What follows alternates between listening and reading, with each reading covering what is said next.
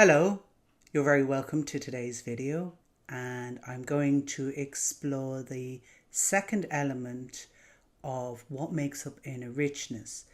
But before I go into that, I'll just do a quick intro. I'm Anand, I'm an emotional wellness coach, and I support those who are weighed down with inner struggles so that they can move through them and uncover their inner richness. So last week I talked about the first element of inner richness, and if you didn't see it, you can check out the video above. And in that I talked about courage. And today I'm going to talk about authenticity. That is the second element of inner richness. And I'm just kind of randomly picking out the 7 elements. They're not in a specific order. Just thought I'd say that.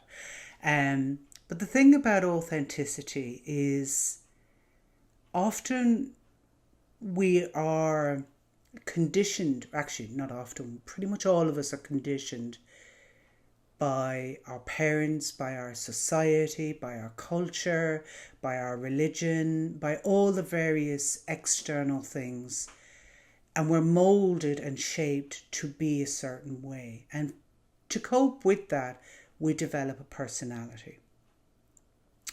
And with that personality, we create a mask, or many masks actually, which again, I talked about in a previous series of videos about the masks we wear.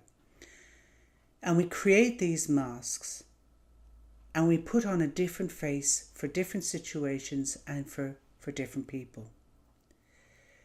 And that's what is covering over our authenticity. And yet we have a deep yearning to be authentic. A deep fear of it, but also a deep yearning. And I think actually that's probably why I did start with courage, because it takes courage to take a step towards authenticity, to be your real self. So maybe subconsciously I started with, or have done an order that they kind of flow into each other. So what do I mean by authenticity? I mean the ability to be fully yourself, regardless of the outcome, regardless of who you're speaking to, and being okay as you are. It also means accepting your limitations, accepting your imperfections, and still being you as you are, with all your beauty and your quirks and faults and messiness and beauty and all the aspects, being authentic.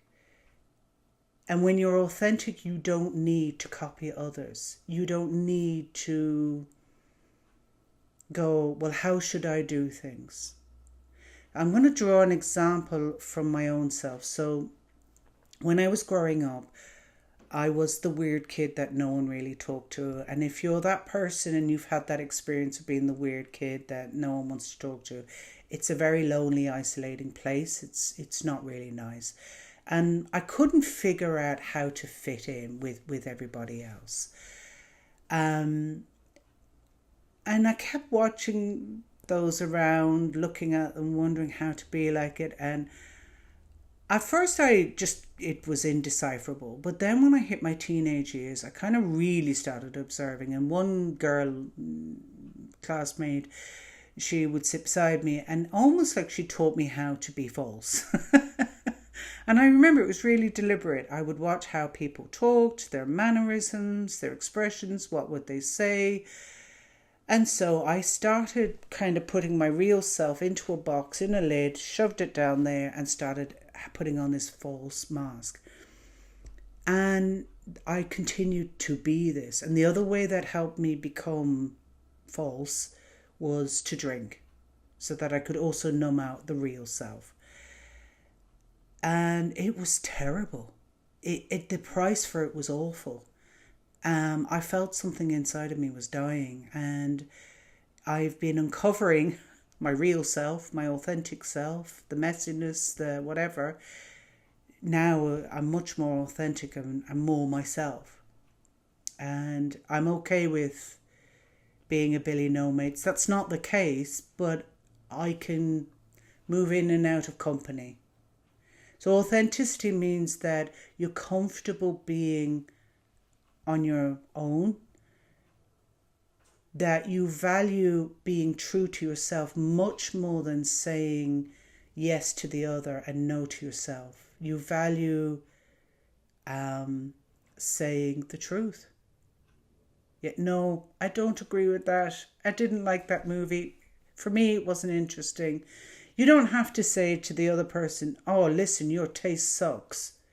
That's not being authentic. That's just being a bit rude, actually, or a bit like judgmental. No, authenticity is something like, yeah, I'm really glad you enjoyed the movie. It's not my cup of tea. I don't like horror movies. They keep me up at night. That's a very simple thing of being authentic. Or perhaps a more deeper level of authenticity is, oh, thank you for inviting me to do that particular project or that work. It sounds very interesting, but it really goes against my values, so it's not for me.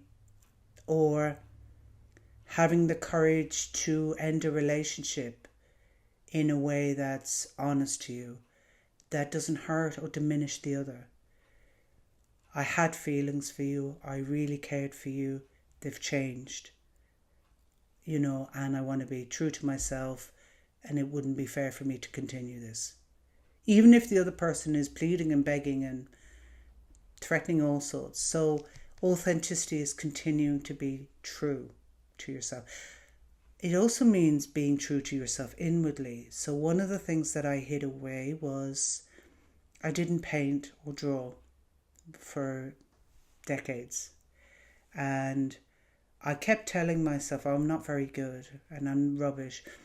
And I became very aware that actually art really meant something to me when I did a process called Die Before You Die. And it's a meditative practice of going through your death. But you don't actually die, but it is a death. And in the last hour, before I was to die, I started drawing like a crazy woman.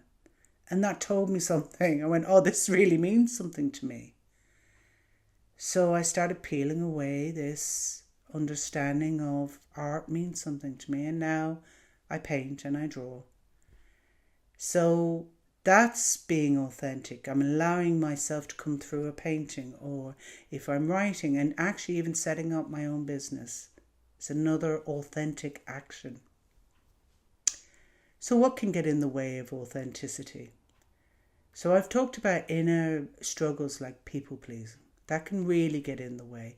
You put a mask on and you pretend and you tell the person what you think they want to hear. Or you do the thing to please the other. That means you have to force yourself against your will to do what they want. I just want you to be aware of that. You must force yourself. You must be inauthentic and you must put on a mask to do what the other wants. Or now maybe you have compelling reasons for that. But if you don't, just be aware that you are forcing yourself. Or I'm just trying to think of another example of what being authentic in real life or practical life is. I've gotten a bit stuck. That's an example of being authentic. Not picture perfect. Not pristine. Just getting it wrong. Admitting it. You got it wrong. Or you're stuck. You don't know what to do. Or I don't know the answer. I'm not an expert on this. It's admitting your mistakes. Or admitting you don't know. Or admitting that what I did know today, I didn't know yesterday. Those are all examples. And so to unblock it is to lift off the mask. Is to reconnect with yourself and say, what am I about? Who am I? What do I enjoy? It's really digging in deep. So how can you become more authentic? For me, I started by really kind of checking inside.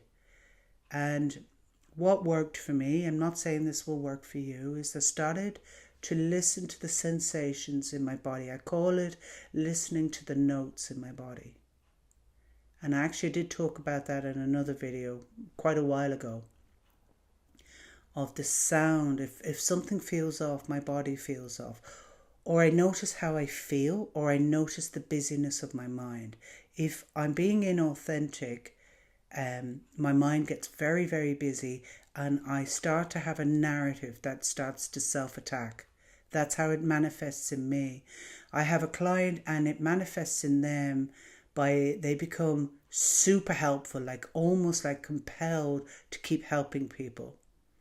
That's their thing. And then for somebody else, it's they shut down, they disconnect, and they, it takes them huge energy to go out there and be false and put the mask on and the face and, hi, how's it going? And then they end up days on their own because they're exhausted from it. So these are just ways of reconnecting with your authenticity. It's recognizing it, having courage to be able to listen to your inner self, and to start practicing in very small ways of being authentic. Starting with maybe, I didn't like that movie, or I don't like that song, or I don't want to do that today. And really focusing on your wins. It doesn't matter about the 20 times you didn't do it. Focus on the 3 times you did, because that was 3 times more than you did yesterday. That's another way of growing in authenticity. And then checking in, how did it feel when you were authentic? When you're authentic, how have you felt inside your body and inside yourself? Maybe give yourself a rating. How does it feel when you're inauthentic versus how does it feel when I'm authentic? You'll know the answer. And that's your starting point. That's towards that element of inner richness, being authentic. So I hope you got some takeaways today. If you want to connect with me, subscribe to my newsletter, or come back next week for the 3rd element of inner richness. Thank you, and bye-bye.